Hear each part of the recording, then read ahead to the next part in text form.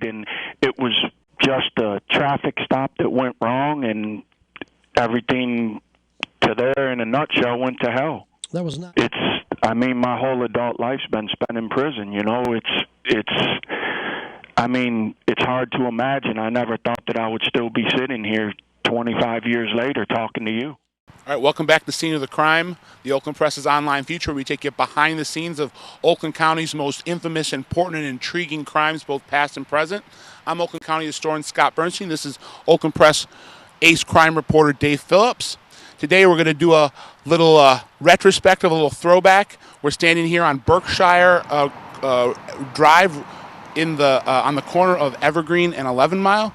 This is the former residence of Richard Whiteboy Rick Wershey, infamous drug lord from the 1980s, arguably the most iconic image of criminal activity in the history of the state of Michigan. Whether that's warranted or not, it's a different story. He's got a very big name. A lot of people associate him with the city of Detroit and what was going on there in the 1980s in the middle of the cocaine explosion. However, he actually lived here in Southfield on Berkshire behind us in this cul-de-sac. His last year of freedom when he was 17 years old in 1987. Dave, kind of tell us a little bit about, or just a real quick retrospective that this week is the 25-year anniversary of his arrest, May 22nd, 1987. He was arrested with 8 kilos of cocaine and convicted in January of 1988. He's currently serving a life sentence.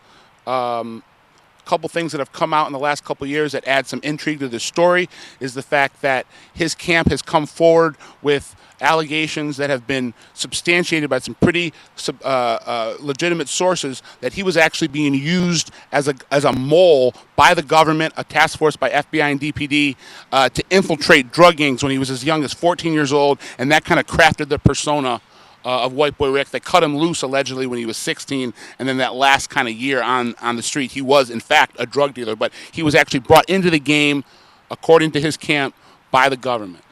I sold drugs for 11 months after I quit working for them. Up until then, everything I did was at the direction of the Detroit Police Department or the FBI.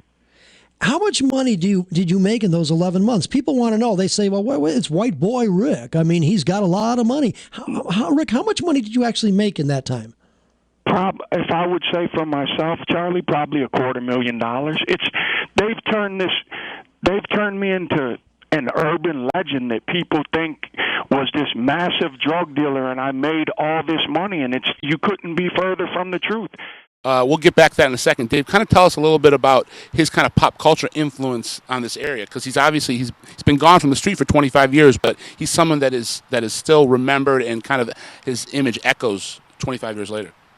Right. I mean, you hear the name White Boy Rick, you know, it's referenced by certainly people that were around back in the day all the time. Kid Rock has been a huge supporter of his for a while now. Eminem, for a bit, he owned the movie rights to Rick's story. I mean, this is something that's been, there's been an episode of 21 Jump Street dedicated to him. You know, he's been all over the place. Got more cash than White Boy Rick.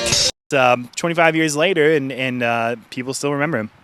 Yeah, and like you said, Kid Rock has mentioned him in a couple songs from back in the day. They were acquaintances when they were both on the street in the 1980s. Elmore Leonard, the famous author from this area, has conjured his name up in a kind of a homage and a character in a couple of his books.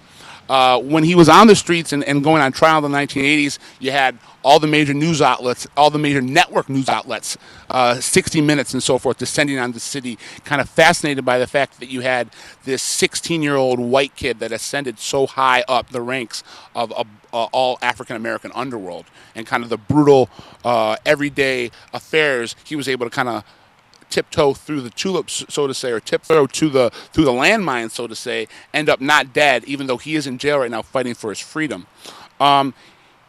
As you mentioned about Kid Rock showed up at his parole hearing in 2003, spoke on his behalf, said that he would employ him if Rick ever was released. He's been denied twice his parole. He'll be up again in December. And we're just kind of retrospecting on 25 years later, very iconic image, and kind of, Dave, kind of talk a little bit about, from a legal perspective, what could happen if these allegations proved true, that he was actually being used as a 14-year-old undercover informant. And I will say that members of the FBI and DPD have all confirmed this on the record in affidavits. Kind of talk what you think that could mean for past convictions, possibly. I mean, could open up some appeal grounds. Yeah, it certainly seems so. I mean, if that is true, and as you say, it's been confirmed.